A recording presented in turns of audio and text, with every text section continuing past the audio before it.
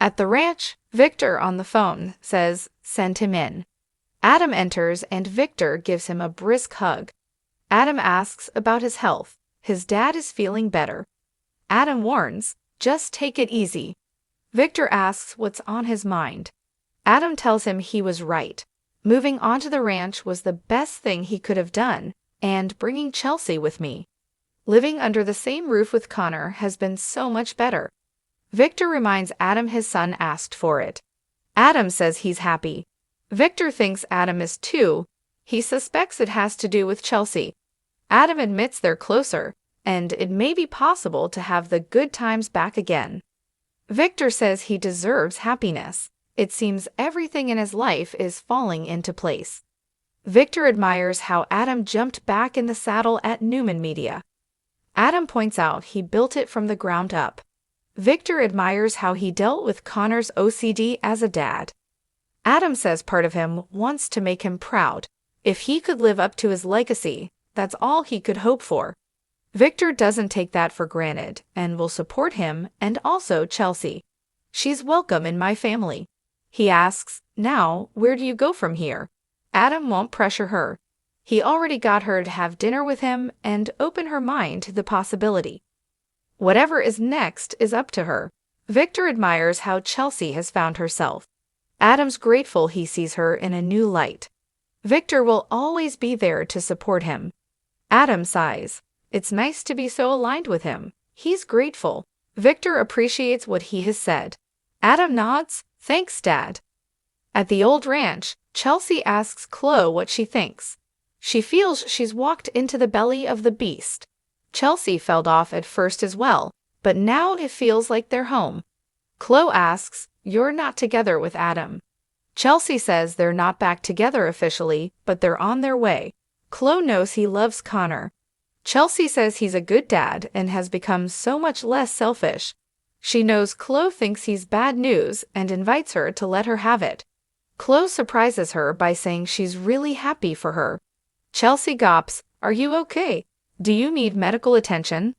Chloe says she's learned that it's pointless to warn other people about their choices. She'll never be Adam's biggest fan, but she admired how he handled the situation with Connor. "I didn't think he had it in him. Maybe they're stronger together. If Adam is what Chelsea wants, she should go out and get him." Chloe knows she'll make the right decision for herself. Chelsea is so relieved to hear this. She's really happy. "Am I crazy to think Adam, and I can really make it work this time?" Chloe shrugs. "Why not? What could be better for the three of them?" Adam comes in and greets Chloe cordially. Chloe thanks Chelsea for her hospitality and wishes Adam well before leaving. He tells Chelsea he went to see his dad, who sends his regards. Adam asks about her visit with Chelsea, who says she was helpful. He guesses she told her to pack her bags and run. Chelsea surprises him by saying Chloe has blessed their reunion. Adam hedges. "Is that what this is? A reunion?" She replies, "Maybe. Don't blow it." He whispers, "Never," and kisses her. At Billy's house, he and Nick puzzle over Havenhurst and how it ties in with Sharon and Phyllis' situation. Nick says Chance's team is looking into it and warns Billy against clicking the link in the text. It could be a trap. Billy argues it's the best lead they have. Nick decides they should give it a shot. At the club, Tracy gushes to Jack and Diane that she never thought she would get married again, but Alan is kind and generous. She's so lucky to have found him. Jack says he's the lucky one. Just then, Tracy gets a text from Alan urging her to order champagne so they can celebrate properly. He's on his way back. Jack and Diane squeeze her and then head upstairs. Tracy texts Alan that she'll get the champagne and meet him in their suite. In the mental hospital, Phyllis mutters, "Come on, come on, come on," as she struggles to pick the lock on the door. Sharon watches hopefully behind her. Sharon takes a turn and Phyllis tells her it's not in all the way. They bicker until Sharon reminds her they can't turn on each other. Phyllis takes another try as Sharon coaches. Suddenly, Phyllis thinks she's got it. Suddenly, a loud alarm goes off. They cover their ears and cower. Alan meets Tracy in their suite, and they kiss and hug. She has candles lit and champagne ready. He wants to take over now and makes a toast to how wonderful she is. "You've changed me. I'm a better man because of you. Tracy, I just can't imagine living the rest of my life without you." Alan gazes at her and gushes about how lucky he is to have met her. Tracy's grateful to have found him. He wants to make it official and pulls out the engagement ring, opening the box. Tracy tells him it's perfect, just like him. He wants to do this right and gets down on one knee. "I love you. You're everything to me. Tracy Abbott, will you marry me?" She says nothing would make her happier. Alan slips the ring on her finger, and she thanks him for all of the magic he's brought to her life.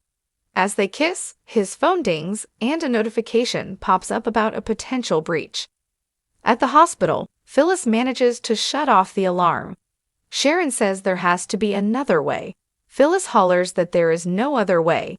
Sharon's sure someone will find them. Phyllis yells that their family won't find them. They're in some random clinic. How would they find them? Sharon doesn't know. Phyllis asks her to tell her honestly. Would one of their family members even get there, let alone find them there, before it's too late? At Billy's place, Nick reassures Faith on the phone before rejoining Billy.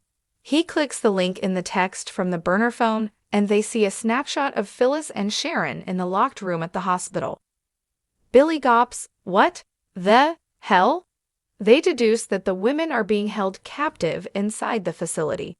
Billy is ready to go and help them, but Nick is more cautious. Why would they take them in the first place, and then tell them exactly where Sharon and Phyllis are? At Crimson Lights, Jack tells Diane that Tracy hasn't been this happy in some time. Alan did that. It's kind of like the joy she brought into his life. Jack admits he thought she might be single for the rest of her life. But when you stop looking, sometimes the perfect person walks into your life. Jack can't wait for Ashley and Billy to find out. They marvel that Alan fits right in. Tracy couldn't have written a better love story. The toast to Tracy and Alan. In their suite, Alan pushes Tracy to decide when they can get married. He doesn't want to wait. Tracy agrees they shouldn't wait very long then. Nothing would make her happier than to start their life as a married couple. Alan tells her their future is going to be so bright it will be breathtaking. At the mental hospital, Phyllis holds her head as she and Sharon agonize over their situation. Phyllis tells Sharon they like riddles and shows her the card that was beside her on the sofa. This was the last clue. Sharon wonders where it came from. It wasn't here yesterday. Phyllis says she ingested something that made her heart stop, and then it appeared. Sharon, our captor is coming in here overnight while we sleep. The sick freak is coming in there while they're asleep and planting clues. My God, we're at their mercy, Phyllis frets. What if we'd woken up while they were here? Sharon points out that if they're coming in at night, that gives them an opportunity. One of them will have to be awake at all times, but pretending to be asleep. They'll have to be very clever about it. Phyllis has another idea. There is another option. Phyllis tells Sharon they should find the camera and shut it off. Then the sick freak will have to make an appearance. Sharon questions if they'll care if they can't see them. Phyllis says the sicko likes control and wants to witness his experiment in real time. Sharon worries the person will leave them there to die. Phyllis says they can't be obedient, they have to be smart. This is a sport for them. They like watching us survive. This is entertainment, how we survive. You get that right. That's what all these sick games have been about. Sharon nods, distressed. At Billy's place, he tells Nick there's a link at the bottom of the picture. They click it and a skull appears on a black background. The mouth opens and words come onto the screen. Who will pay the price to save the life of the mind? Nick asks, what kind of psychopath are we dealing with? In their suite, Alan and Tracy kiss. His phone keeps pinging with notifications about the attempted door breach. Tracy suggests he check his cell phone. It keeps pinging and Alan tells her nothing is more important than her, his future bride. The phone keeps pinging. In Nick's car, he and Billy try to figure out what the message meant. Billy wonders if they want them to try and rescue them. Nick says he took them to a psycho ward. Billy's sure it won't be easy to get into the building. Nick worries again about it being a trap and prompts Billy to call Chance.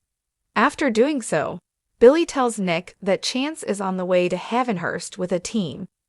They debate whether to beat them there and scope out the place.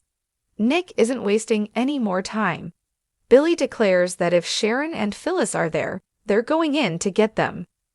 In the mental hospital, Phyllis tells Sharon they're like lab rats. Sharon agrees. If they can't see them, it ruins the study. Phyllis says they have to destroy the world they've created for them. They have to find the camera and turn it off. It will lure them there. Sharon muses that at least they'll know who they're dealing with. Phyllis assures her, "We will get out of here."